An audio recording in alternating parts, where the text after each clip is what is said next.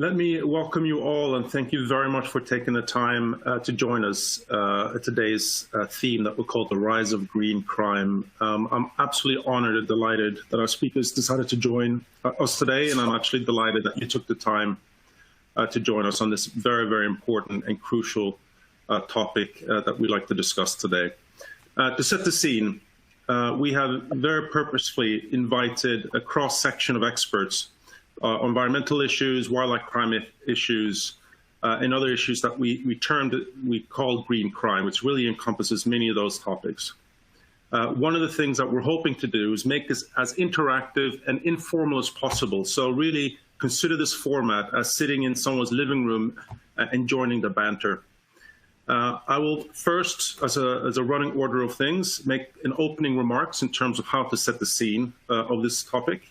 Then I will make a quick introductions of our speakers today, then hand it over to them to make introductory remarks, and then really like to focus a majority of the discussion really on questions and answers at the end of it, which hopefully leave us about 30 minutes of discussion. So if I could just set the scene a bit. We introduced the topic of green crime in Davos at the annual meeting earlier this year in January. And there we were joined by John Cusack, who then joins us again. We're also joined by the Catherine de Boll, who's the Executive Director of Europol and the CEO of Thomson Reuters Foundation, really to talk about we needed to move away of thinking of sustainability issues as a way of ethical investment for the future and really around the impact of peace and security right now. At that time, we did not see, of course, the global spread and the impact that COVID-19 has had. And here we all are. It's impacted our life, our work, our families. And so we thought that this was an important topic that we really needed to pay much more attention to. And actually, we decided to do a series of these events. So this is the second part of the series, and we're hoping to do more before the end of the year. As a means of putting things in context, and I'll explain this a bit more. These issues now have reached to the highest level of both law enforcement and many policymakers in terms of how to tackle this issue. And we'll discuss that in more detail. But let me first introduce our speakers. So we have with us, and we're delighted that they could join us, Alexandria Reid, who's the research fellow at the Royal United Services Institute. She's focused on environmental issues and run projects dedicated to financial investigations on wildlife trafficking, delivering global training to many governments around the world. We're also joined by John Godson, who's the Assistant Director of the International Air Transport Association, and has a long track record on environmental issues across the public and the private sector, including United Nations Environmental Program, and is currently looking at strategic environmental projects for the airline sector. And then we're also pleased to join again with us John Cusack, who's a renowned financial crime fighter who has a special passion for environmental issues, including wildlife trafficking and human trafficking. He was a previous global co-chair of the Wolfsburg Group, and we're delighted to welcome all three of them. So they're all experts in this field with many, many years of experience. To set a bit of scene in context. So we just released a third-party risk report that basically show that a majority of companies, and we surveyed around almost 2,000 companies at the very senior level, and that the majority of them, 65%, are aware that some of their counterparties or third-party relationships that they have, that they are involved somehow in some kind of environmental crime issues or wildlife issues that is harming the environment. But it's also quite revealing that around 60% of them really believe that there's very little prosecution, even if they're discovered. And so that gets into the incentives piece and the lack of enforcement. But if there is some kind of enforcement, as 93% said, then they would spend time, effort, and money to try to address them. So I think this is very much a picture around, they know the issues are there, but the enforcement mechanism aren't necessarily there. So I've tried very briefly to set a context on why we think this is such an important topic. And I'd be very curious, in fact, if we have this set the scene correctly, and convinced you that, in fact, environmental crime and green crime is, in fact, a threat to peace and security. So what I invite you now to do is to vote, to get a sense from the audience. Do you agree that green crime is a threat to peace and security? Absolutely it is. Well, we can kind of see might be, or not really. So it'd be great to get your answers and your sense of how you treat this topic. And then what we'll do is go to the polling results, and then we'll see where we land. And we'll just give it one more minute. Well, it's quite astounding that 90%, almost 91% think that green crime is a threat to peace and security. This is the first time this poll has ever been conducted, in fact. We had a sense that it was, but to get this kind of reaction from across the industry, we have here with us representatives from law enforcement, the banking community, NGOs, a very wide representation of the industry at large. So with that, and that's quite a telling figure, Alexandria, and I'd like to get your thoughts, not only on the polling results, but your thoughts in terms of the green crime as a topic, and of course your experience in this field. Please, over to you. Thank you very much, Shay. I suppose I would say initially that we may have a sample bias because obviously everyone has chosen to tune in to this specific webinar, but it's good to see those results because that isn't necessarily what we would have heard, 10 years ago or even 5 years ago. So firstly, I just want to thank you, Renee, and the rest of the Refinitiv team for the invitation to be here today. We've decided to run a tight ship, as you know, so I'm going to breeze through my part so that we can get to the Q&A with what we know is a very distinguished audience. And thank you to everyone for joining us here today as well. With that in mind, I want to use my 5 minutes to discuss green crime and its relationship with climate change. And many people who are listening here today will be thinking about their role and the role of their organizations in combating climate change, whether that's sort of discrete aims that you're working on, like achieving carbon neutral status or getting involved in the circular economy, or something more systemic, like using this pandemic as a time to reflect on the resilience of your business and trying to implement a green recovery strategy and change the way that you operate because you've seen how fragile and how much of a reliance we have on the natural world. But not everyone necessarily sees the direct link between this climate change mitigation and adaptation work, which is really picking up pace, and efforts to tackle green crime. But I would argue that if you're thinking about one topic and not the other, you're perhaps missing the systems part of ecosystems, and that we need to take climate change into account when we're thinking about how, but also why we need to respond to green crime as an urgent issue, because it's something that is everybody's business. And I think that those figures that you showed from the survey that you conducted with those 1,800 companies was, they're very surprising and concerning to me. Whichever way you look at it, climate change and green crime are interlinked because they exacerbate one another. And if we are going to speak honestly here today, not just about those numbers that Shay has put on the screen for us, we have to start from the position that our response at the moment is inadequate to both of those threats. And when it comes to green crime especially, we just don't prioritize it in the way that we know that we could, because there are so many policy solutions out there. There are so many technical recommendations that are yet to be implemented. And I know that we'll have the opportunity to discuss some of those very feasible options in the Q&A. Earlier this year, the World Economic Forum warned that over half of the world's total GDP is either moderately or highly exposed to the loss of nature. And loss of nature and threats to biodiversity is exactly what green crime means. I mean, according to the data from WWF, the global population of wild species has already declined by 60% over the last 40 years alone. And to be clear, while not all of that is green crime, it certainly makes a huge difference. And so I think, having set the scene in that way, it's hardly surprising that we're on track to miss around 80% of the Sustainable Development Goals. And that includes the ones on poverty, on hunger and health, alongside those focused on environment itself.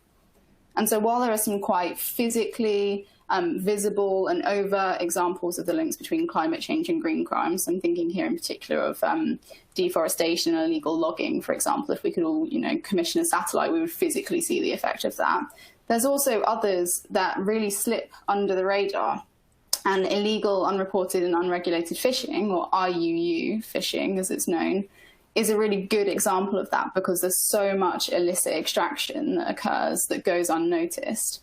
IUU fishing is worth between 10 to 23 billion a year, with much of that profit and the goods themselves laundered through the legitimate supply chain, where there's very little scrutiny, enforcement is incredibly patchy, and IUU fishing is rarely treated as a serious crime. When we're talking about it on a transnational basis in the volumes and the processing and all the things that are involved in that industry, however, there's no doubt that you're dealing with organised crime. And in fisheries in particular, you also see many overlaps with other forms of serious and organised crime, so human trafficking, modern slavery and fraud, for example. But the reason why I wanted to draw on this example in particular is because IUU is an area where you can already see the impact of climate change. Fisheries really face two major threats, that of persistent IUU and the impact of climate change. The top part of the ocean is warming about 24% quicker than it did a few decades ago. And this means not just ocean acidification and bleaching, but also the unexpected migration of marine resources, which create new opportunities for IUU fishers. And both of these pressures create an incredibly damaging feedback loop. So where undetected catch leads to overfishing, declining fish stocks because of climate change and IUU fishing mean that fishers need to put in more energy to catch their fish. They need to use more environmentally damaging techniques, and they often resort to cost cutters like forced labour or engaging in other forms of criminality. And yet, because it's rarely penalised with fines, even that are proportionate to the crime given the profits involved, let alone criminal sentences that would mean that it would qualify under the UN Convention Against Transnational Organised Crime, we just don't see enough enforcement in this area. And as a consequence, over a third of the world's fish stocks are already estimated to be fished beyond biologically sustainable limits. And so as this webinar goes on, I'm sure that we will discuss many other case studies and examples that exemplify the intersection of climate change and green crime. But the reason why I think it's quite useful to start this discussion very broadly is because this is a very important year for climate action, which has been jeopardized by the pandemic. And we need to make sure that green crime is central to that too, as that movement continues to pick up pace again, as we all return to work, as we begin to think about a green recovery. And so I'll stop there because I said I would be brief, and just end with a final comment to say that in some ways the title of this panel, as Shay has alluded to, is really a misnomer.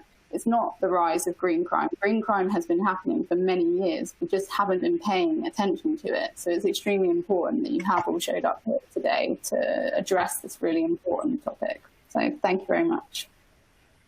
Fantastic, Alexandria. And if I could immediately turn over to John Godson for your thoughts. Okay, thank you very much, Shay. Good morning, good afternoon, everyone. I'm going to give you a little bit of a perspective from the transport sector, in particular from the airlines. So, as the trade association, if we can just move on the slides there, Shay, that would be great, or Renee. As the trade association for 290 airlines, IATA's main focus is on improving safety and ensuring the sustainable growth of the sector. However, the pandemic has given us a new concern: survival. As we begin to recover, the connection between wildlife trafficking and human health has not been lost on many airlines. The air transport sector is being exploited by wildlife traffickers, and whilst we appreciate the duty of capturing and prosecuting these traffickers remains with enforcement agencies, the air transport sector can provide additional sources of human and digital intelligence. So over the next few minutes, I'll provide an overview of the activities we've already initiated to reduce trafficking and highlight some future areas which may also have the benefit of reducing potential pandemics in the future. Next slide, please, Chair. Conventional wisdom suggests that wildlife trafficking in air transport is restricted to cargo shipments of iconic species such as rhino and elephant from Africa to Asia. These perceptions are now being challenged by emerging data. recent review of seizure information highlights the truly global nature of wildlife trafficking, but also indicates that up to 90% of seizures are never reported in the public domain. Open source information does, however, indicate a shift towards carriage by passengers. So this is in cabin baggage, on person, on hold baggage. Now accounts for over 50% of seizures in air transport come from the passengers themselves. For the airline sector, seizure data is key to demonstrate our relevance, encourage engagement, and reinforce good practices. Next slide, please. 5 years ago, in response to increasing publicity regarding voluntary bans on shark fins, on hunting trophies, IATA formed a wildlife task force focusing on assisting the fight on the illegal trade. The industry has shown its commitment by supporting the Duke of Cambridge's United for Wildlife Transport Task Force, and to date, 62 airlines have signed the Buckingham Palace Declaration. This represents over 36% of global traffic. In addition, at our 72nd AGM, we unanimously adopted a wildlife trafficking resolution, and we had an opening session with a video message from the Duke of Cambridge. To assist the transport industry further, USAID have funded a 5-year partnership called Routes, Reducing Opportunities for the Unlawful Transport of Endangered Species. This partnership provides key support to the aviation community with seizure information, trends, training resources, posters, and guidance on what action to take. The Routes partnerships assist airlines meet its commitments under the Buckingham Palace Declaration. Next slide, please. Engagement with wildlife enforcement agencies is beginning to show that wildlife trafficking not only represents an environmental threat, but it also is a secondary threat to aviation security. Consultations with Interpol and national enforcement agencies are demonstrating that traffickers are not only trying to corrupt and coerce customs officials, but also airline and airport staff. The link between wildlife traffic and human health is also beginning to emerge. Information on the seizure of smuggled bushmeat is very limited, but research from Charles de Gaulle, from Brussels, and from the Swiss airports indicates that between 40 and 1,500 tons of bushmeat is smuggled into passengers' baggage through these airports each year. Although not all of the bushmeat comes from protected species, it all represents a potential health risk. Next slide, please. Lockdown and the loss of tourism revenue will result in increasing poaching and stockpiling. Enforcement authorities and air transport staff will need to be vigilant as flights resume. There is evidence that the combination of climate change, habitat loss leading to increasing human and wild animal interaction, and also international travel, will result in greater pandemic risks in the future. These risks can be mitigated in part with focused passenger education and enhanced enforcement, looking at high-risk species, so the mammals, the bats, the rodents, the primates, being smuggled on flights from tropical regions. Pandemic prevention needs to be developed with the private sector programs, not just response. At the moment, our airline and, for example, WHO interactions are focused on response and not particularly on prevention. We need a more holistic approach sought from enforcement across the health, agriculture, and wildlife enforcement sectors. Air transport is rapidly digitizing and automating, and enforcement needs to partner with the sector to ensure that it is realizing all opportunities that this could bring.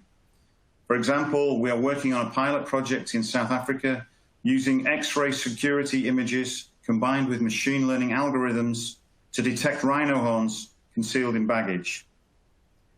Whilst we recognize the threat that illegal wildlife trade presents to protected species, we must also appreciate the risks that it can bring to our own species.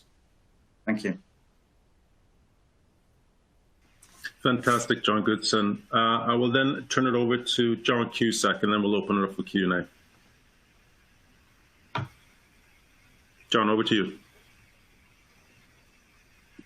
Thanks, Jay, and thanks, John and Alexandria. So I'm going to pick up really the point that Alexandria made. I think she made a really good point around green crimes have been around for a long time. It's a fantastic term, and it's a term, guys, that you and Refinitiv started with, what was it, back in February when we were in Davos together. I think it's a really useful term, but it has been around a long time. And some of us are fairly new at this. I've been in various roles for sort of 25 years fighting financial crime, but I've only really been looking at this issue really for the last 2 years. And I know other people have been at it for longer.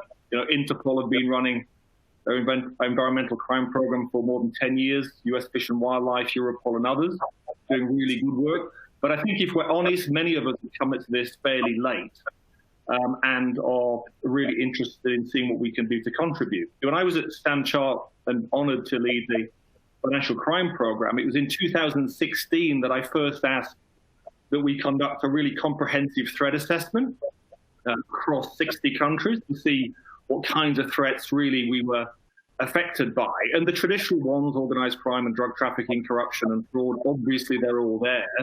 But it was really quite a shock to me to see the level of criminality involved in what we term now green crimes or environmental crimes. And those are illegal mining, illegal fishing, illegal wildlife trade, illegal logging and waste dumping and waste management. All those kinds of areas, much bigger than you think they are when you actually get involved and start to educate yourself around it. So we started back at Standard Chartered in 2016, really looking at these green crime issues in a way we hadn't really done before. So being late, I think, is okay, but recognizing it's a threat, I think we have to accept that. The four main reasons that struck me when I looked at that, though, not only that it was a big generator of financial crime proceeds, more than I thought, and it was growing, but second, that the criminality that was involved in green crimes was also involved in other crimes.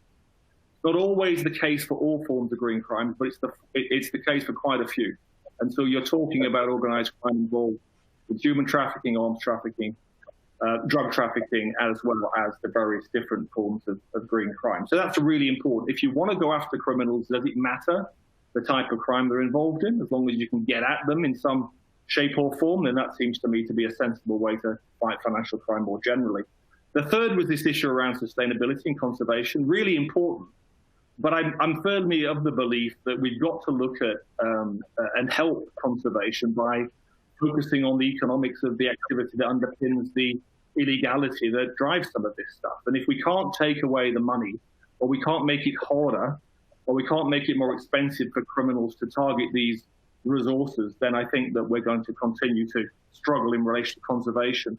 And the last one, Che, was really something that the wildlife people have been talking about for a long time, which is around public safety and the transmission of diseases.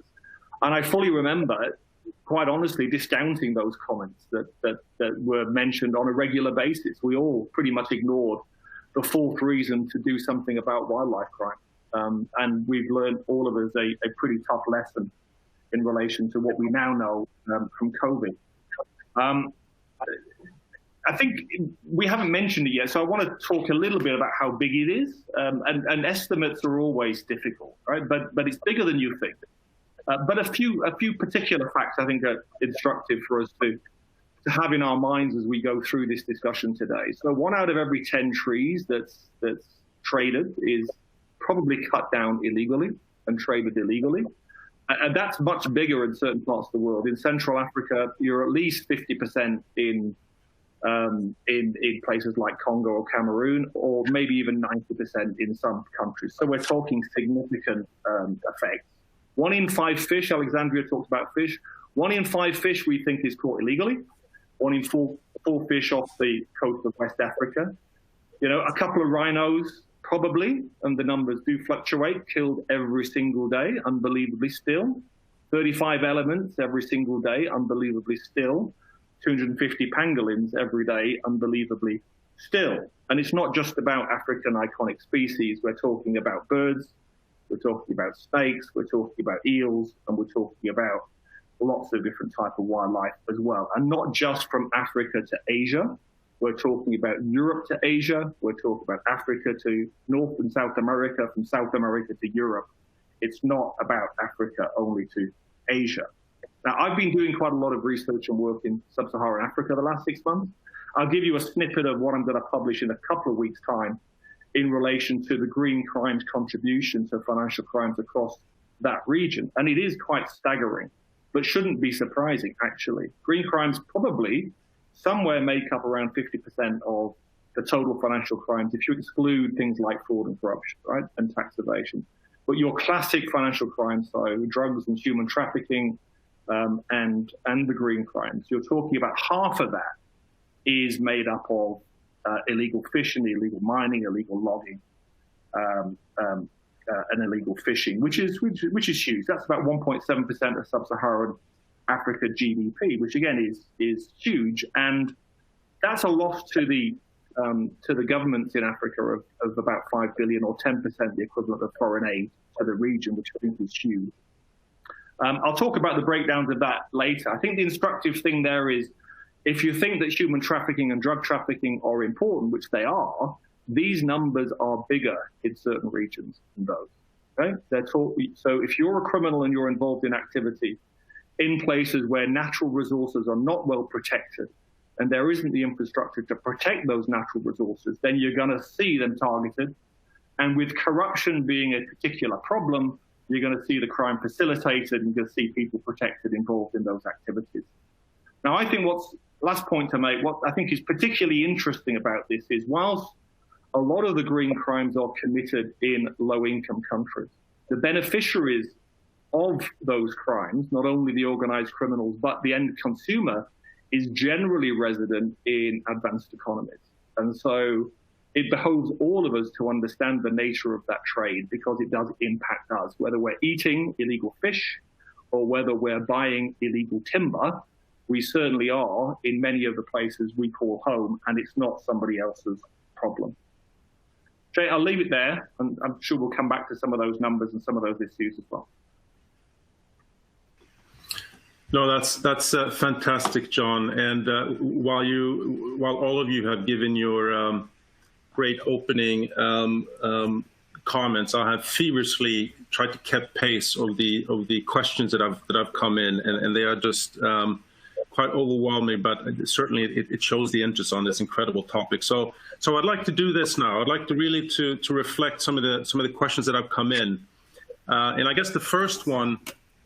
And maybe I can turn over to you, Alexandria, for this. And just as a way of context, the question is around, do international courts recognize green crime, and are there sufficient legal tools to address it? Now, I say this in the context for everyone's benefit that, in fact, there is a campaign by some for the term ecocide to be adopted along the other international criminal cases, alongside genocide and the other 5 recognized international criminal activities. So that is quite an interesting development. And I guess I'll start with you, Alexandra. Are the right tools there for enforcement in your view?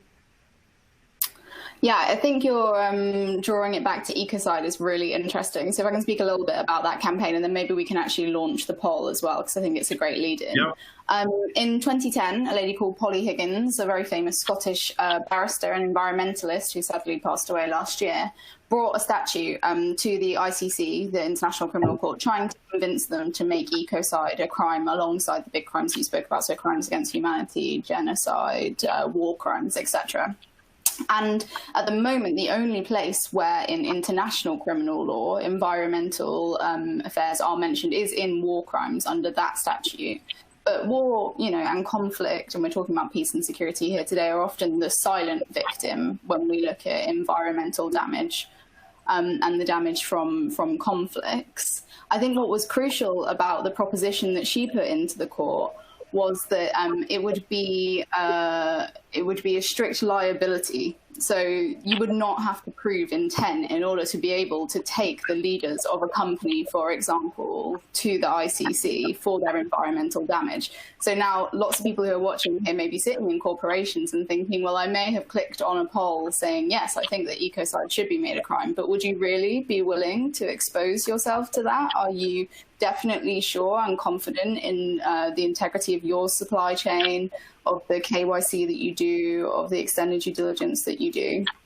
And Higgins's rationale was really that this may be the only way to force corporations to think about the environmental impact of their activities. She felt that they were fictional persons, people who can lobby, who can sue, who can degrade, but who can never really actually be accused or tried for any of the crimes that they may commit against the environment. And in 2016, this did pick up pace within the ICC. There was a policy paper issued by the prosecutor, which said that they would seek to include crimes, including crimes against nature.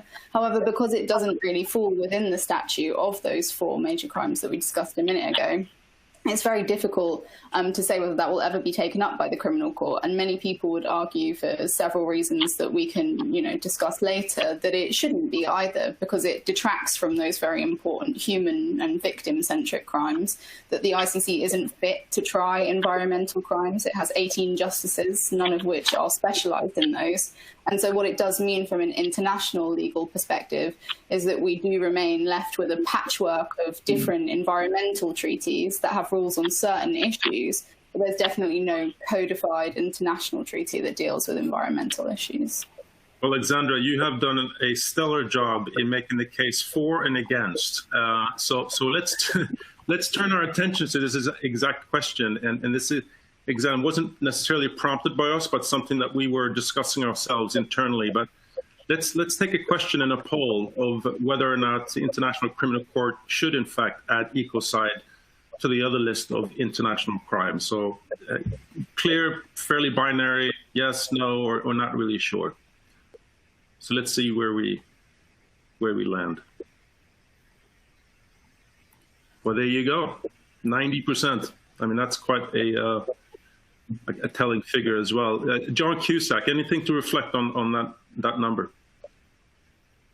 Yeah, if you look at green crimes through only a law enforcement perspective, which is not unimportant, it's really important, but you look at it more in the sustainability agenda, and you look at climate change, and you also look at the 9/11 event we're having through COVID, or the worse than 9/11 we're having through COVID. This is about public safety and security. So in those terms, you can see why ecocide becomes relevant, whereas 6 months ago potentially the debate really wasn't around that. It was around how to have an effective criminal response, law enforcement response with private sector assistance. I think that has certainly changed. A couple of people, in addition, if we go as far as ecocide as an international crime, that's one thing. I think other alternatives, you've got Lord Haig from the United for Wildlife, the chair, talking about an international convention, a new convention forbidding the trade of wild animals for consumption, that I'm sure is going to be discussed. You've got former head of CITES talking about CITES being, of course, the international body that regulates trade of wildlife, talking about including for the first time public safety as an element in order to be able to inform their discussions, which has never been done in the past. And you've got people like FATF, and particularly the Secretariat and the Presidency, pushing forward with wildlife crime, thinking about changing, the description of environmental crime and making it much more expressive in relation to the component parts of that, and making it more relevant that we all pick up on some of these issues. So I think from the instruments perspective, Che, there's a number of different options here. But whatever we choose, I think we also have to recognize that instruments alone won't do the trick. We need to actually do other things, which we'll come on to during the course of this webinar. Terrific. And John Godson, I had a very interesting question from one of the participants around the link, and through your work with the United for Wildlife Task Force, the link between logging, the timber industry, and the international wildlife trade. I'm not sure if you had a chance to reflect on that point through the work that you've done with the wildlife. Yeah. We've seen relatively little in terms of seizures associated with air transport and logging, primarily because of the weight issue. But it's something that has been brought to our attention. Certainly, there's been a little bit more focus on it over the last couple of years. But effectively, we're taking.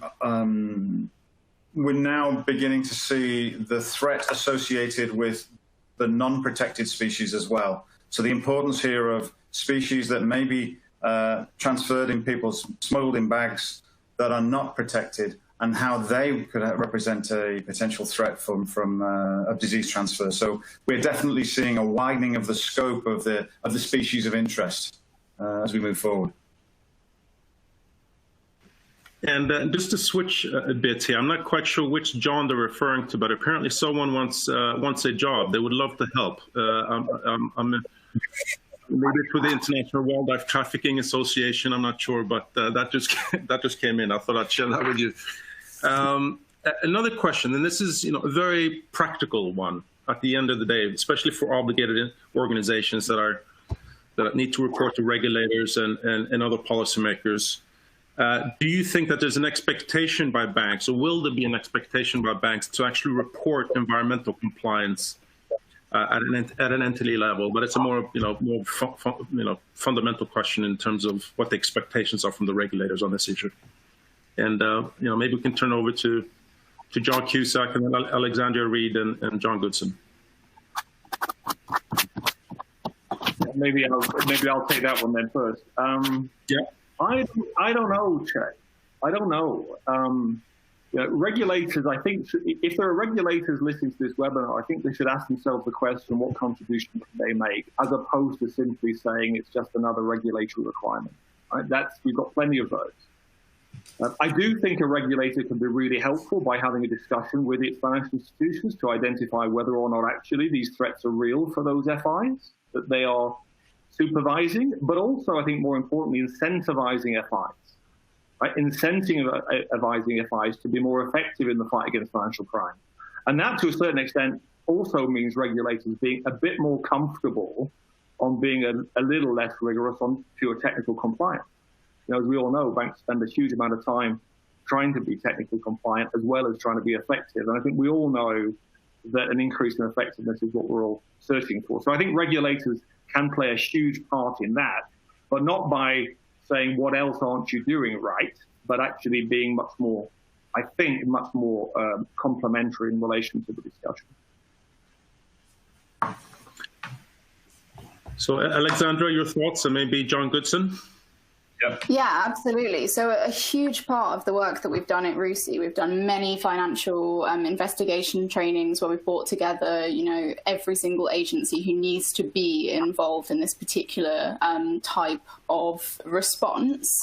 Is sensitizing the regulator. It's getting the FIU up at the front of that group of private sector institutions, getting the central bank up at the front and saying, listen, this is a crime that you should care about. And I think that is absolutely essential, because unless institutions, especially in lesser developed countries, are told that it is right to focus some of their very limited resources on this particular crime type, we won't see any progress, I don't think. And I think that this is where the FATF, with its report, can make a major contribution by following up on what was a lot of diagnosis and saying, we need this in NRAs. We need to make sure that this is included in MERS, because that is what helps to provide the ongoing justification for people to focus on illegal wildlife trade and green crime more broadly. Wonderful. John Godson, please.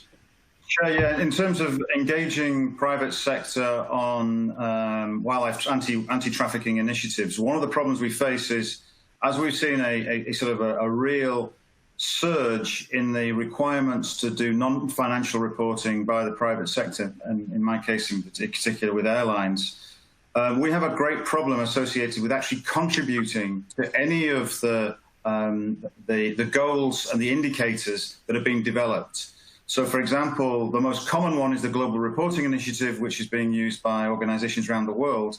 There is no mechanism to contribute.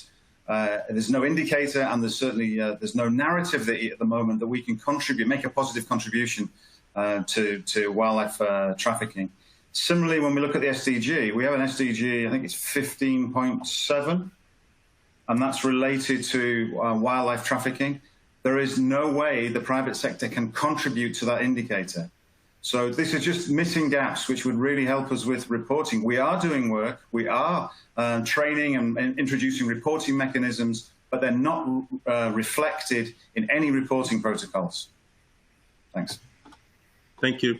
And actually, let's do a very quick poll, because there's a question here that in fact, may relate to this in terms of the focus on AML legislation and terrorism legislation, which clearly, is incredibly important. But whether in fact green crimes, if you adopt that theme, environmental issues and wildlife trafficking and many other points, whether in fact they should receive equal attention, again from a prudential and regulatory perspective, as these issues are. So very quickly we'll do a poll, again very binary. Do you think green crime should receive equal attention? Yes, no, or undecided? And then we'll give it a second, and then we'll look at the initial results. Again, close to 90%, which is actually higher than I would have anticipated. And again, I would, to Alexandra's point, we may think that this is quite a biased audience, but I actually had a look of the people who registered, and it's a very wide range, clearly from the compliance sector, but a wide range of both policymakers and the multilateral organizations and banks, non-banks, NGOs. So we actually have quite a good representation here across the industry, both on the public and the private sector side. Good. I'd like to pick up again on another question, a very practical one in terms of, and I know you all will have a view on this in terms of, what do the typologies actually look like? What are the common patterns observed when it comes to either, environmental trafficking, environmental crime, wildlife crime? So through all of your work, if you could share your reflections on, what should banks and others who are interested in this actually look for when they want to spot or really focus their attention on this activity? And I'll start with you, Alexandra, and then we'll move to John Cusack and then John Godson. Yeah, absolutely. I mean, one of the major challenges for us as a research institute who attempt to shape policy is there have been so few investigations, money laundering charges have been brought against so few companies and, different organized crime structures, that actually there aren't that many types to apologize, which is really frustrating. And that's why the United for Wildlife Finance and Logistics Task Force is essential, because that's about trying to build that. I mean, we've definitely thought of new ways in which we can revisit old evidence. So we recently conducted a historic case review in Lao PDR. So we were invited by the government and we said, okay, let's look at some common cases that you've experienced and think about where we missed opportunities to collect financial intelligence, where other charges could have been brought. Financial investigations didn't take place in those particular cases. And that was really well received. It led to lots of action because it was a very tangible form of capacity building. And I know the other organizations have definitely focused on things like STR mining, trying to use kind of reactive intelligence instead. And there's some really good work going on amongst the institutions that are part of the United for Wildlife Task Force. John Cusack. Yeah, so as Alexandra says, I think there's more work being done now than ever before in relation to looking at profiles and sharing information. And there's some really good examples of that from certain leading banks that are willing to share across things like the Financial Task Force at United for Wildlife, which is really, really good stuff. I think what we've known, though, for quite some time, and this is not just for green crimes, is that profiles are pretty heavy and that they don't necessarily correlate with really good conversion rates on investigations within a financial institution. So no matter how good your profile, you still come up with a significant number of cases which then require investigation, and the vast majority of those turn out to be false positives, right? So it's still a very challenging area. What we know and what we prefer is more specific and precise names around people involved, around companies involved, around financial flows that are involved, around the shippers that are shipping and the containers and where they're going to. And that kind of specific and precise information, if we can get hold of that kind of information, makes it much more easy to conduct an investigation and then to share the fruits of that investigation across, whether that's financial task forces or transport task forces, between law enforcement and between the public sector, coming from people like NGOs or investigative agencies who are willing to share some of that information. That's a much more productive exercise than a generic profiling exercise, which we are generally moving on from. But understanding the nature of the profile, and each profile is different for each different typology. Elephants are different to rhinos, different to eels, different to snakes, and the rest of it in relation to source, destination, and transit, and also in relation to fund flows that are reflective of those. But as I go back to, I think we need to move away from those pure typology exercises. They're informative, but the real positive outcomes are generated from more specific and precise intelligence, which does exist, but there are restrictions and challenges in relation to sharing that information, which is the same for green crimes as it is for all other crimes. Thank you, John. John Godson. Yeah, just following on from what John said, I mean, one of the problems we do face is on is information in particular related to data protection. So quite frequently we have no information on the convictions of a passenger. And that may be a convicted wildlife trafficker, maybe traveling, but the airline is never informed whether that trafficker has convictions or not. We have a little bit more flexibility when it comes to cargo, and we have seen airlines that have put embargoes on particular shippers who they suspect to be fronts for trafficking wildlife. One of the things that we can do is we can look at some of the signals, some of the red flag indicators of passengers that may be involved in a variety of illicit trades.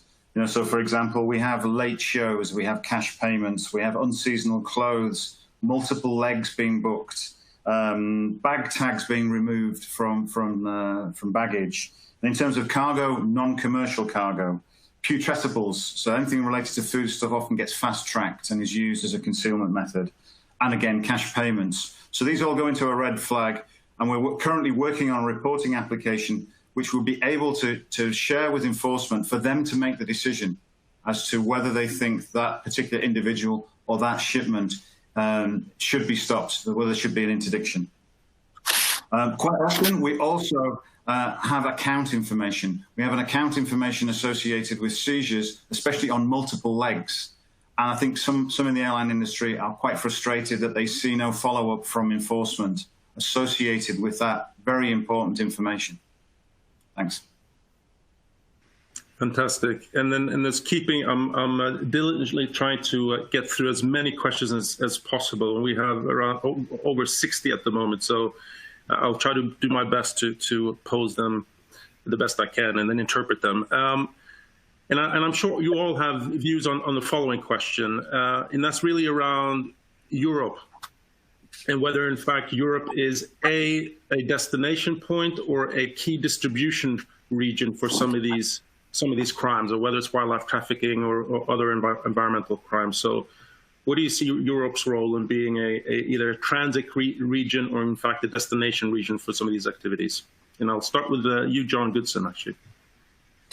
Yeah, in fact, the data that we've seen suggests that there has been an enhancement of enforcement at some of the Gulf hubs, which is forcing trafficking through European as hubs on the movement to Asia. So yes, they would say there's definitely a trend as we see awareness raising in certain regions.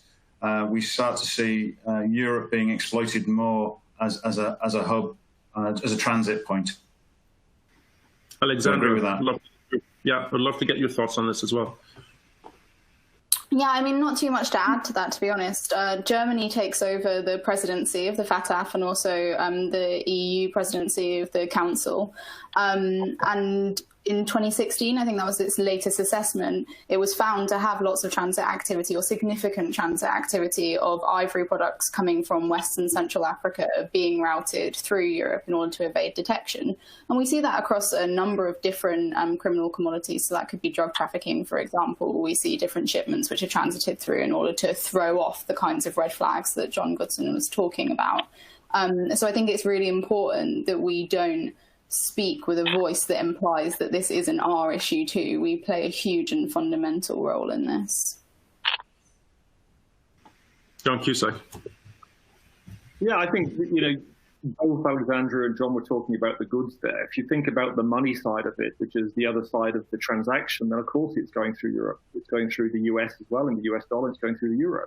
That's where the payments are made. There's obviously other currencies, but those are the two major international currencies that you can expect significant payment flows that will be traveling through most of the European countries, irrespective of where the underlying goods are being transshipped. So when we look at Europe and ask whether we've got a threat issue, we often only look at the goods and we try and deny the fact that the goods aren't passing through, or at least aren't the intended end destination, and therefore it's not as relevant as it should be. But if we're interested in a follow the money approach, and if we believe that wildlife crime is a convergence crime and people are also involved in drugs and human trafficking, then why aren't we seeing this as an organized crime issue? And why aren't we seeing that the follow the money approach in relation to euros and other currencies should be a focus and a priority of us? So definitely affects Europe, also affects the US, and affects everywhere, because the money will flow as well as the goods. Terrific. And there's a question here, actually addresses quite a number of issues, but I'll try to really cut to the heart of what they're trying to get to, which is really around, more specifically, which agencies in the public sector need to be brought into this conversation. So if we ran it, if we did another webinar, who should join here in terms of not just the regulators, but other potential agencies, to make sure that there's some kind of understanding, cross-sector and cross-public and private sector to join these discussions on practical solutions and potentially the use of technology and some of the practical steps that we need to take. And I'll start with you, John Cusack. Wow, that's a tough one, Jay. Everybody should be involved in this, frankly, and I think it's not been on the agendas of people like the G7 and the G20. We've got things like corruption on that agenda. We've got things like tax on that agenda. Now, as I say, green crimes is not really just around the criminal side of things. It's around public safety. It's around health and security. So I think it really has to be at the highest level. And the kinds of commitments we've seen in other areas have to be brought to bear. It can't just be, people in law enforcement who are generally extremely dedicated, but they're underfunded and they have plenty of priorities. So I fear that if it's law enforcement that needs to take the lead only, that we're going to be successful, because we haven't been before. I think it really takes and really needs real leadership at the highest level in order to bring this issue up to where it needs to be. And I think there's an opportunity with COVID that we might do that, but we will see. Alexandria. Yeah, one really positive way to think about involving all of those agencies is to form multi-agency task force. And this is something that we talk about a lot across either the operational or the sort of policy level, because both are extremely important. And so the sorts of agencies that we would be talking about and that we bring together in the trainings that we conduct at RUSI would be, anti-corruption, prosecutions, the FIU, the economic police, customs, revenue, wildlife, forestry. I mean, there's a huge number of people who need to be involved in order to bring successful results at the sort of prosecution, and then hopefully, ideally one day, the sort of asset forfeiture end of that. And because we are so in favour of multi-agency task forces in the same way as we speak very positively about public-private partnerships, we conducted some research last year where we were looking at how they're used to combat IUU phishing, and sort of found three main lessons. So the first was that we need to work really hard when we, as capacity builders, support task forces like that to ensure that they don't have overlapping mandates and that resources aren't wasted. So you don't have crime-specific sort of bodies, because that can be quite problematic. The second would be trying to find the right place to situate those structures within government is really tricky, because one agency doesn't necessarily have the authority to direct another. So you need a really high level of political buy-in, and we saw that in Tanzania recently with IUU phishing, for example, where they moved it up to the president's office, which was really important. And the third would be that we need to work to make sure that those task forces aren't reliant on external parties for the resources they need for the ongoing prioritization. This has to be something that's embedded in local structures, something that meets regularly, even when people aren't watching, and ensure that, you are conducting case reviews and making sure that corruption, especially, doesn't introduce a single point of failure. Why didn't that case get investigated from a financial perspective? Well, if you have other agencies, providing peer review on one another, it's a really important, way of moving forward. Terrific. And John Godson, you will end up with the last few thoughts on this question, as the hour is very quickly ending. But thanks all of you. But yeah, please, the floor is yours, and then we'll conclude. So we think that we should be seeing a new partnership at international and at national level, bringing in the health, the public health, and also organizations such as Animal Health and Agriculture, OIE, the World Health Organization for Animals, food safety, have been ignored from the dialogue on wildlife trafficking for quite a while.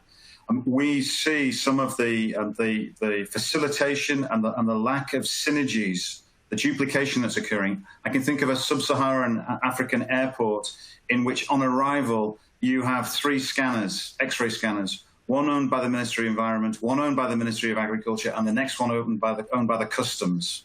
So all looking for different elements of different species, but if it was coordinated, we would be much more effective. So I think that's what we need to do, is to look at widening the scope of the dialogue so that we take and embrace the health and agricultural elements of wildlife trafficking. I think that is a perfect way to conclude in terms of encouraging cooperation, encouraging awareness raising, and then really bringing all of our expertise to bear on this very important topic. So let me conclude with that. Please join me, everyone, in thanking our speakers for great insight. Please hope to see you again virtually soon. Again, we will continue this dialogue in the next quarter or so before the end of the year. But let me thank all of you for joining, and then I'll hand it off to René Basson to go through some of the last-minute housekeeping items. But thank you very much on behalf of Refinitiv. Thanks. Thank you, ladies and gentlemen. Thank you very much.